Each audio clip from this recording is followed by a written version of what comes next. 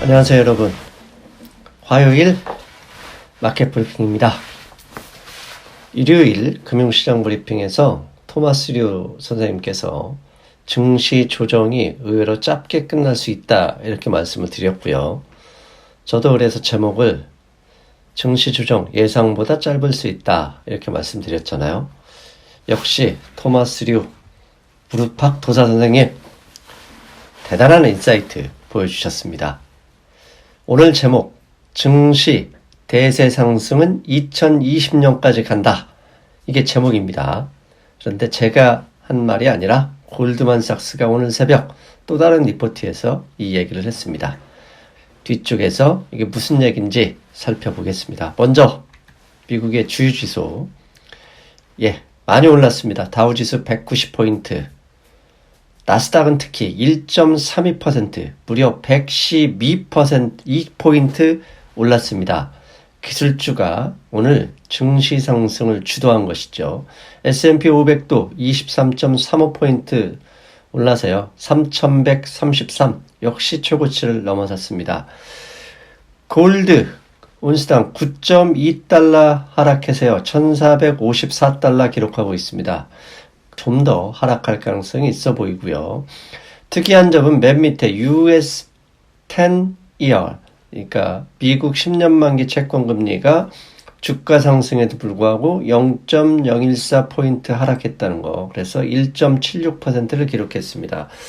지금까지 주가가 상승하면 채권 금리가 올랐지요. 그런데 오늘은 주가가 올랐음에도 채권 금리가 하락했다. 아마도 조만간 채권시장 휴장이 있는 휴일 때문인지 그렇게 추정을 하지만 한편으로는 찜찜하죠. 주가가 이거 조만간 하락하는 거 아닌가 이렇게 생각할 수 있는 개연성을 만들어주기도 하니까요. 자, 오늘 새벽 이렇게 미국 증시를 이끌었던 것은 토요일 새벽에 트럼프 대통령이 폭스뉴스 인터뷰에서 했던 이야기들 때문입니다. 폭스뉴스 인터뷰에서 두 가지가 있었습니다. 하나는 홍콩 인권법안에 대해서 비준할 것이냐 이렇게 물었었고요. 그 다음에 또 하나, 중국과 미국 협상 페이지 1 잘 되겠느냐, 이 두 가지였죠. 먼저 첫 번째 마켓워치 제목은 이렇게 나왔습니다. 일단 트럼프 대통령이 무역 협상을 상당히 좋게 보고, 즉 potentially close, 즉 잠재적으로 이미 끝났다, 협상만 남아있다, 이렇게 이야기를 했다고 합니다. 즉 지난주 조정 아닌 조정을 했던 이유가 미국과 중국의 협상이 연말을 넘을 수도 있다, 이런 불안함, 두려움 때문이었는데 그걸 일시에 잠재워버렸던 거죠.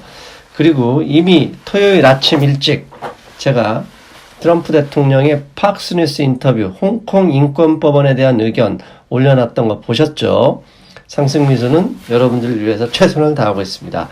그때 했던 말, 우리는 홍콩과 함께 서 있어야 한다. 하지만 나는 시진핑 주석과도 함께 서 있다. 홍콩과 그 다음에 역사적 최대의 무역 협상을 이루는 과정에 있기도 하다. 한마디로 양다리 다 걸치고 있다.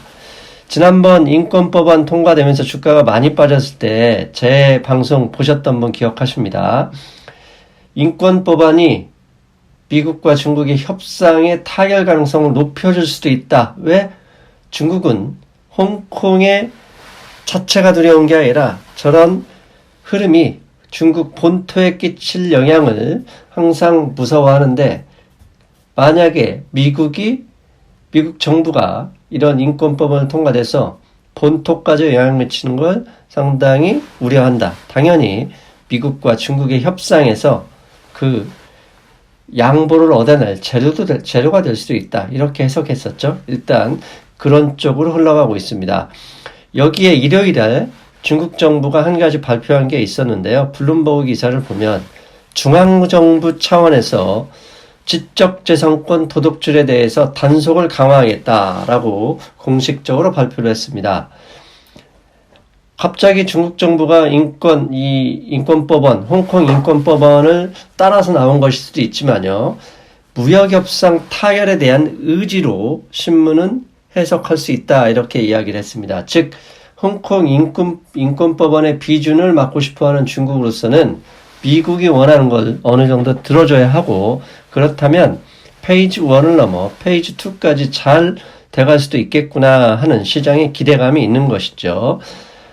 이런 상황에서 골드만삭스는 월요일 방송에서 2020년 골드만삭스 경제 예측 말씀드렸죠. 방송 보셨을 겁니다. 그런데 오늘 새벽에는 증시의 대세 상승을 2020년까지 그리고 현재 수준보다 무려 10% 가까이 상승할 것이다 라고 예상을 했습니다. 그러면 골드만삭스가 증시 대세 상승을 2020년까지 갈 것이다 라고 예측한 핵심 자료는 뭐냐? 예, 웃깁니다. 펀더멘털 개선이 아니라 트럼프 대통령의 탄핵으로 인한 정치적 불안정성이 주가 상승, 증시 상승의 재료다 이렇게 얘기를 했네요. 이게 무슨 말인지 좀 더 살펴보겠습니다. 일단 S&P 500 인덱스의 2020년 타겟을 골드만삭스는 3,400포인트로 제시했습니다. 오늘 새벽 3,133으로 끝났으면 약 9% 정도 더 상승할 수 있다는 얘기죠. 그 핵심 이유를 뭐라고 했느냐? 현재 주가 상승, 증시 상승은 미국과 중국의 무역협상의 성공 가능성에 따른 것이죠. 무역협상이 잘 돼서 페이지 1이 성공한다면 지난 2년간 경기 회복 뒤처졌었는데 문 놓고 뒤로 갔었는데 이게 다시 회복될 수 있다라는 기대감이 핵심이죠. 그런데 골드만삭스는 트럼프 대통령이 탄핵 추진, 그 다음에 재선 가능성이 떨어질 때마다 이런 정치적 곤란, 정치적 그리드락이죠. 정치적인 곤란을 넘기 위해서 중국과 미국의 협상에 더 매진할 것이다. 그래서 우리는 골드만삭스는 2020년 3,400 S&P 500 인덱스 그렇게 타겟을 한다 이런 얘기입니다. 말도 안 되는 얘기죠. 그렇지만 시장은 말도 안 되지만 이걸 재료로 올라가고 있으니 그걸 그대로 인정해야죠. 나 혼자 이건 바보야 라고 할수록 속은 쓰리고 수익은 나지 않습니다. 추세는 인정하고 그 흐름에 편승하라. 그게 상승미수의 그 수익에 대한 관점 계속 말씀드렸죠. 자, 그런데 중요한 게 있죠. 그렇다면 미국과 중국 협상 페이지 1이 잘 끝났어요. 만약에 그 이후에는 시장이 어떻게 될까요? 예, 그건 생각해 볼 문제입니다. 그래서 내년 상반기 모든 사람들이 시장을 좋게 보지만 저는 이 협상이 내년 상반기 이전에 종료를 잘 해버리면 오히려 이거 반대 방향도 한번 고민해 봐야 될 상황이다라고 생각합니다. 그건 연말에 제가 내년 예상을 할 때 이에 대해서는 집중적으로 말씀드려 보겠습니다.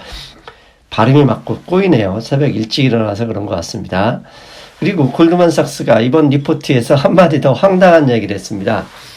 2020년 증시 최대의 적을 꼽아라 그러면 미국 민주당이라고 합니다. 웃깁니다. 그렇다면 왜 미국 민주당이 최대의 적이냐? 예, 어제 방송에서도 말씀드렸죠. 2020년 미국의 상원의원 선거에서 민주당이 만약에 과반 이상을 확보한다. 그러면 2017년 말에 트럼프 대통령과 공화당이 대규모 법인세 인하를 했었죠. 이것을 되돌릴 위험이 있다.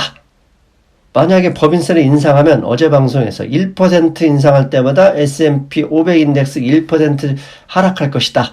이렇게 예상을 했는데요. 그 이유는 세금을 올린 만큼 기업 순이익이 하락할 것이다. 이렇게 이건 뻔한 것이잖아요. 이런 내용 때문입니다. 그래서 우리들 내년 민주당의 대선 후보뿐만 아니라 대선 후보의 지지율 뿐만 아니라 상원 의원의 과반 집권 가능성이 높아질 때마다 주식시장은 위험해질 수 있다. 이렇게 해석해도 되고요. 한편으로는 골드만삭스가 계속 이런 리포트를 내는 건 민주당 너희들 꿈도 꾸지 말아라. 여차하면 너희들이 말 한마디만 하면 주가 폭락으로 확 밀어버릴 수도 있다. 이걸 암시하는 것이다. 라고 해석할 수도 있겠다 싶습니다. 오늘 앞에서 말씀드렸죠. 나스닥이 증시 상승을 이끌었는데요. 나스닥 부분에서도 증시 상승을 이끈 섹터는 반도체입니다. 왼쪽 SMH 반도체 ETF입니다. SMH가 2.3% 상승했고요. 이 반도체 주식에서도 가장 큰 상승률을 보인 게 오른쪽 엔비디아입니다.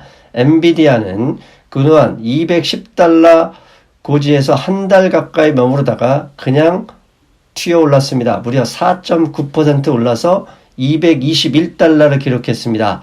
아깝습니다. 저는 팔았는데 그냥 올라버리네요. 속 쓰렵니다. 속 쓰려요. 자, 엔비디아가 이렇게 나스닥을 이끌고, 나스닥은 전체 미국 증시를 이끌었는데 엔비디아 상승 이유가 궁금해서 찾아봤더니 오늘 모건 스탠리가 엔비디아의 목표 주가를 기존의 217달러에서 259달러로 상향했다는 리포트가 나왔습니다. 이로 인해서 엔비디아가 약 5% 정도 급등을 해버렸는데요. 모건 스탠리가 이렇게 엔비디아 주가를 상향한 이유는 밑에 간단히 나와 있습니다. 2020년 매출과 순이익이 2배 가까이 늘어날 가능성이 높다고 봤고요. 그 다음에 2021년에는 이런 기회가 지속할 가능성이 높다. 왜? 클라우드 서비스. 이 서비스에 대해서 어마어마하게 상승 가능성을 높게 본 거죠. 자, 엔비디아의 주가의 상향과 함께 또 주목해야 될 게 있습니다. 스플렁크라는 주식이 있습니다. 제가 한 달 동안 지켜보다가 놓친 주식입니다. 스플렁크 재무구조가 안 좋아서 사질 못했는데 안타깝습니다. 스플렁크 지난 3개월 주가인데요. 밑에 8% 써 있는 것은 SP500 나스닥과 같이 비교해 놓은 겁니다. 즉 나스닥 S&P 500 인덱스가 지난 3개월간 8% 올랐을 때 스플렁크는 31% 상승했습니다. 물론 최근 이틀 사이에 저렇게 많이 올랐는데요. 스플렁크 주식이 어떤 주식이냐? 클라우드 데이터 서비스 관련 회사입니다. 그래서 데이터 양이 늘어날 때 스플렁크의 기업 순이익, 매출액이 늘어나는데요. 최근에 매출액이 급등해버린 겁니다. 즉 앞에서 제가 엔비디아, 그 다음에 지금 스플렁크의 상승을 말씀드린 이유는 반도체 주가를 이미 이 두 종목이 보여주고 있다라고 말씀드리고 싶은 거죠. 왜? 클라우드 데이터 서비스, 이 데이터량은 지속적으로 늘어나고 이제 데이터 센터 증설이 다시금 시작될 가능성이 높은 게 이 두 주가 상승, 두 종목의 주가 상승에서 알 수 있는 거죠. 그리고 웰스파고에서 넷플릭스 주가 의견을 하향했습니다. 넷플릭스 주가를 하향하면서 웰스파고는 컨텐츠 is king, 즉 컨텐츠가 애플레스가 왕이라면 캐시는 퀸, 여왕이라는 거죠. 그런데 즉 넷플릭스가 컨텐츠는 좋을지 모르겠지만 현금 흐름이 그렇게 썩 좋지 않다, 이런 의미라고 볼 수 있죠. 근데 갑자기 제가 넷플릭스 주가 의견 하향을 끌고 온 이유는 하나입니다. 최근에 아마존 주가가 오르지 못하고 정체되거나 거의 꾸물꾸물하죠. 그 이유 중에 하나가 아마존 핵심은 AWS, 클라우드 서비스죠. 아마존 웹 서비스, HWS인데, HWS가 넷플릭스의 데이터 센터를 거의 다 가지고 있죠. 즉, 넷플릭스 주가 하향은 HWS에도 별로 안 좋은 상황이었고, 그런데 국방부에서 발주한 클라우드, 제다이 시스템, 클라우드 서비스를 MS가 수주했죠. 최근에 AWS가 이건 좀 이상하다 그러면서 뭐라고 하죠? 소송을 걸었다고 하는데, 즉 아마존 주가도 결국은 이런 영향 때문이다라는 거 말씀드리고 싶었고요. 마지막으로 하나, 블룸버그에서 이런 기사 나왔습니다.